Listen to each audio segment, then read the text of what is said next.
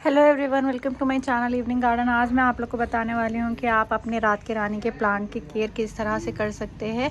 इतने सारे ढेरों फूल आप अपनी रात की रानी के पौधे पर किस तरह से ले सकते हैं, इसको आप प्रोपगेट कैसे कर सकते हो, इसमें फर्टिलाइज़र कौन सी देनी चाहिए, इसकी केयरिंग और कब प्रूनिंग करनी चाहिए वगैरह वगैरह सारी डिटेल्स जानने के लिए मेरे इस वीडियो को लास्ट तक ज़रूर देखें और स्किप बिल्कुल भी ना करें। जैसे कि आप लोग जानते हो कि रात की रानी को नाइट जैस्मिन भी बोलते हैं। ये नाइट जैस्मिन इसलिए होता है क्योंकि इसके ये जो फ्लावर्स होते हैं ये दिन में बंद होते हैं और ये रात के टाइम पर ही इतनी सुंदर तरीके से खुलते हैं और इसमें बहुत ज़्यादा ही स्मेल होती है, बहुत ज़्यादा खुशबू होती है। अब आप यहाँ देख सकते हो कि मेरे नीचे वाला जो गार्डन है, वैसे तो ये वाला पॉट मेरा ऊपर का है, नीचे वाले गार्डन में भी मैंने एक लगा कर रखा है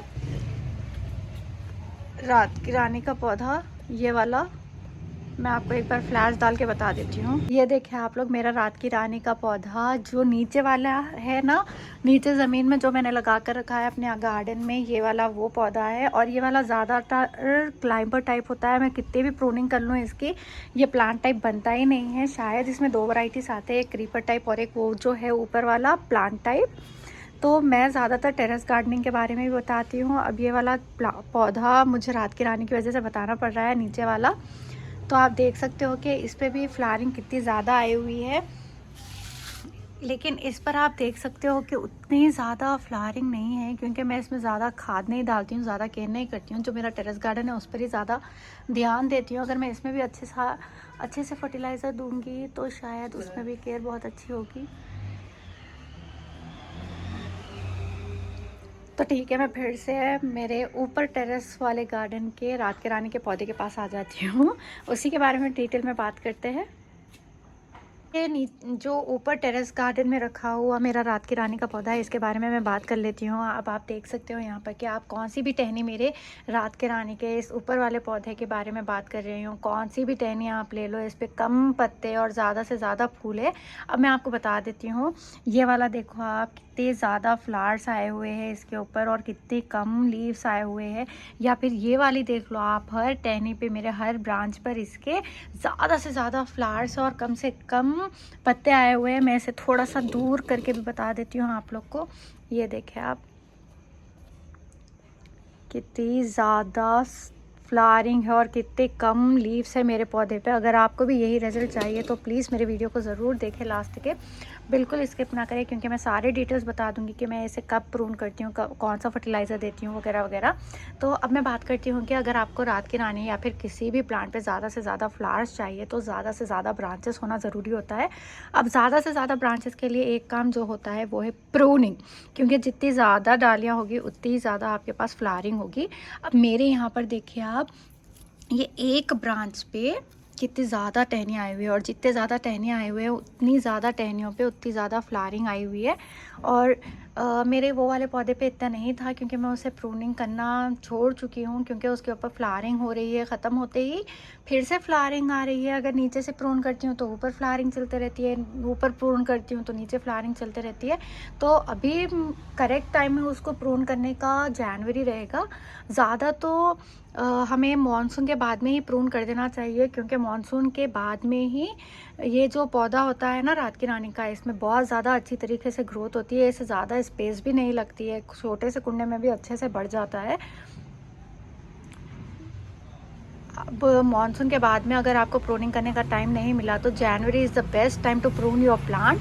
आप अगर उसे अच्छे से प्रून करोगे, अच्छे से प्रून करते रहोगे और अच्छे से देखभाल करोगे तो उसके ऊपर इतनी ज़्यादा सुंदर सी फ्लावरिंग आ जाएगी। अब मैंने तो इसे लास्ट टाइम जब प्रून किया था वो था जनवरी में ही मैंने प्रून किया था, क्योंकि मानसून के बाद में मानसून अभी चल ही रहा था, इस पे कलियाँ आई थी और उतनी ज़्यादा फ्लावरिंग नहीं हुई थी। अब ये जो पौधा होता है ना, अगर हम इसकी ज़्यादा अच्छे से केयर करेंगे तो ये पूरा साल भर आपको फ्लावर्स देते रहेगा। लेकिन समर्स के ड्यूरिंग जो है सो ये उतने ज़्यादा फ्लावरिंग नहीं करेगा, बहुत कम फ्लावर्स आएंगे इसके ऊपर समर्स के टाइम पे। लेकिन अभी ये जो मानसून के बाद का टाइम है ना, ये विंटर्स में, ये टेम्परेचर इसके लिए बहुत ज़्यादा मॉडरेट है। अभी जो मेरे पास हैदराबाद में टेम्परेचर है वो बहुत ज़्यादा अच्छा है इसके लिए वो बहुत अच्छे से फ्लावरिंग कर रहा है। अब मैं अगर आपको फर्टिलाइज़र की बात करूँ तो किसी भी फ्लावरिंग प्लांट पे आपको ऐसा फर्टिलाइज़र देना चाहिए जिसमें नाइट्रोजन, पोटैश और फॉस्फोरस की मात्रा ज़्यादा हो। इन शॉर्ट मैं तो अपने पौधे को एनपीके देती हूँ। अब पहले तो मैं केमिकल फर्टिलाइज़र्स यूज़ नहीं करती हूँ, फिर भी मैं केमिकल फर्टिलाइज़र के बारे में बता देती हूँ आपको। 13-0-45 वाला जो फर्टिलाइज़र है ना, वो रात की रानी के झाड़ के ऊपर बहुत अच्छे से काम करता है। ये एक केमिकल फर्टिलाइज़र है और मैं अपने पौधों को केमिकल फर्टिलाइज़र से दूर रखती हूँ। मैं जिस तरीके के फर्टिलाइज़र्स अपने प्लांट को देती हूँ, मैं उसके बारे में भी आप लोग को बता देती हूँ। मैं ज़्यादा से ज़्यादा ऑर्गेनिक और घर में बने हुए खाद ही देने की कोशिश करती हूँ। अगर मेरे पास वो नहीं अवेलेबल होता है तो मैं कुछ और चीज़ दे देती हूँ। मैं ज़्यादा से ज़्यादा मेरे रात की रानी में चाय की पत्ती, मॉस के छिलकों का बनाया हुआ फर्टिलाइज़र। अब मैं मॉस के छिलकों का फर्टिलाइज़र 2 तरीके से देती हूँ, या तो मॉस और अंडे के छिलकों को मिक्स करके पीस डालती हूँ, सुखाने के बाद मैं मॉस के छिलकों को वो फर्टिलाइज़र देती हूँ। या फिर अब एक और एक फर्टिलाइज़र मैं जिस तरीके से देती हूँ बनाना का, वो है बनाना के छिलकों को पानी में भिगो कर रख देती हूँ मैं 1-2 दिन के लिए। उसके बाद में वो जो लिक्विड फर्टिलाइज़र होता है वो अपने प्लांट को देती हूँ। वो भी बहुत अच्छी तरीके से वर्क करता है। अंडे के छिलके, अब बोन मील का भी इस्तेमाल करती हूँ। 2 मिनट रुक जाइए, मैं जाके बना रही थी और मुझे मम्मा ने बुला लिया था तो मुझे जाना पड़ा था। मैं फिर से कंटिन्यू कर देती हूँ। तो मैं बात कर रही थी फर्टिलाइज़र के बारे में। तो ठीक है, एनपीके जो है वो बहुत ही ज़्यादा अच्छा होता है। अब अगर आपके फ्लावरिंग प्लांट के बारे में बात करें तो ऐसा फर्टिलाइज़र देना चाहिए जिसमें नाइट्रोजन की मात्रा ज़्यादा हो और पोटेशियम भी हो। तो एनपीके जो होता है, ये वाला फर्टिलाइज़र में 2 भाग नाइट्रोजन के होते हैं, 1 फॉस्फोरस का होता है और 2 भाग पोटेशियम को होते हैं। ये वाला जो फर्टिलाइज़र है ये बहुत ज़्यादा अच्छा होता है आपके फ्लावरिंग प्लांट के लिए। किसी भी तरीके के फ्लावरिंग प्लांट के लिए ये फर्टिलाइज़र बहुत अच्छा होता है, लेकिन आपको ध्यान में रखते हुए देना चाहिए। अगर ज़्यादा क्वांटिटी दे दोगे तब भी आपके प्लांट के लिए वो हार्मफुल होता है।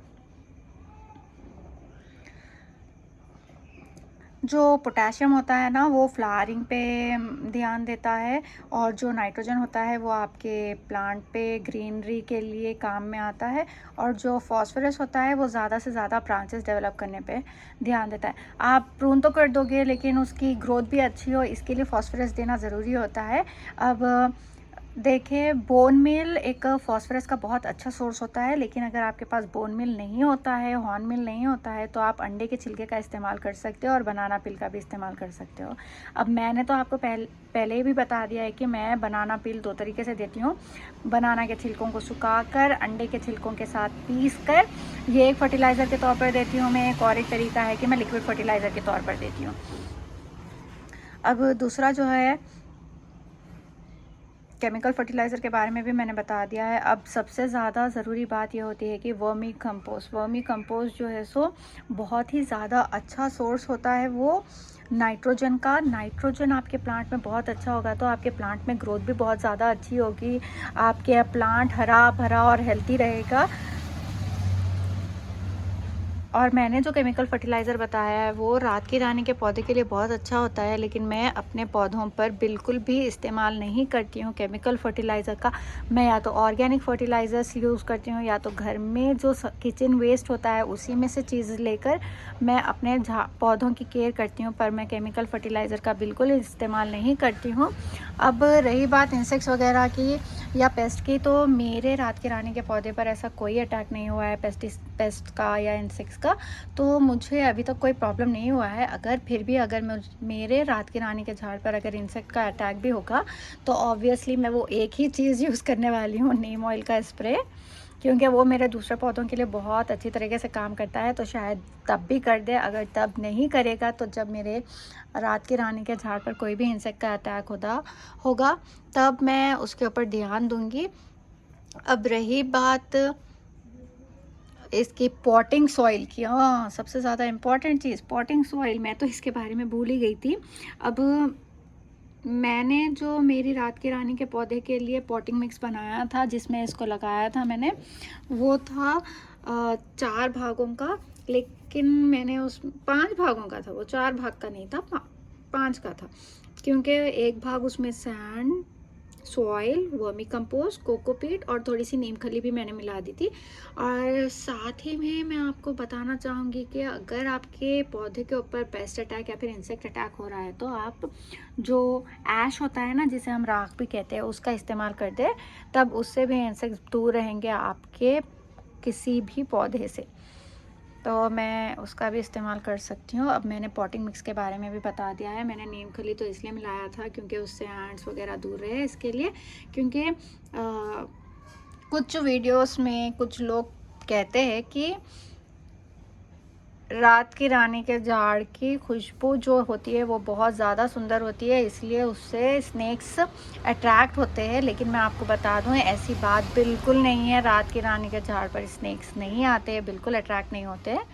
तो वो सब सिर्फ बोलने की बातें हैं। आप अपने घर में रात की रानी का पौधा लगा सकते हो। आप मेरे पास देख सकते हो, मेरे पास पहले भी रात की रानी का पौधा था, अभी भी रात की रानी का पौधा है। वो सब बोलने की बातें हैं, तो उन चीज़ों पे ध्यान बिल्कुल ना दें। और रही बात इसकी प्रोपगेशन की, तो मानसून के बाद में जो मौसम होता है उसमें ये प्लांट बहुत अच्छी तरीके से ग्रोथ करता है। तो इसकी आप कटिंग उस मौसम में लगाओगे तो ये बहुत अच्छी तरह से प्रोपगेट करेगा, बहुत ही सुंदर तरीके से प्रोपगेट करेगा। उसकी एक एक टहनी बहुत अच्छे से लगेगी।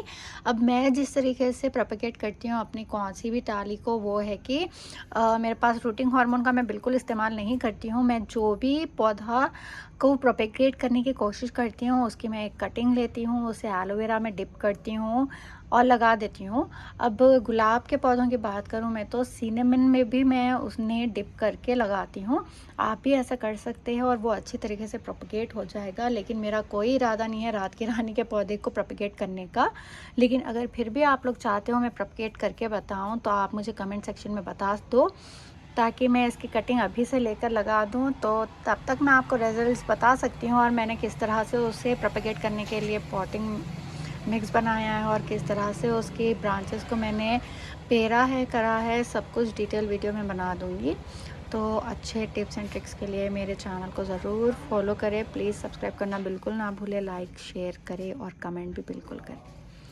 Till than happy gardening.